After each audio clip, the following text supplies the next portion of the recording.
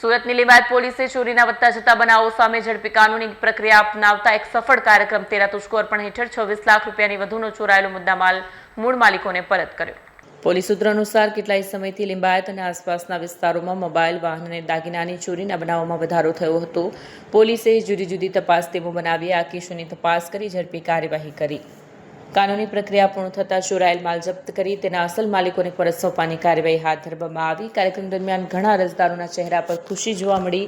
પોતાના ગુમ થયેલા મૂલ્યવાન સામાનને પાછો મેળવીને એક મહિલાએ કહ્યું કે પોલીસનો આ પ્રયાસ ખરેખર સરાહનીય છે। લીંબાયત પોલીસ સ્ટેશનના ઇન્સ્પેક્ટરે જણાવ્યું છે કે ચોરાયેલો મુદ્દામાલ પરત કરવો એ પોલીસની પ્રાથમિકતાનું એક છે। તેરા તુજકો અર્પણ જેવી પહેલથી લોકોમાં પોલીસ પ્રત્યેનો વિશ્વાસ વધશે અને ગુનાખોરીમાં ઘટાડો આવશે। ભવિષ્યમાં પણ આવા કાર્યક્રમ યોજવામાં આવશે તેવી પીડિતોને ન્યાય મળી શકે। મારું નામ વિનાયક રાજેન્દ્ર મહાજન। આજે ફોન છે આ મારું ભાઈનો હતો। ગયા વર્ષે 26/4/2025ના દિવસે નીલગરી ગ્રાઉન્ડમાંથી ખોવાનો તો મને કાલે કિંજલબેનનો ફોન આવેલો કે તમારો ફોન પડી ગયો છે, તમારે કાલે લીંબાયત પોલીસ ચોકી આવવું પડશે।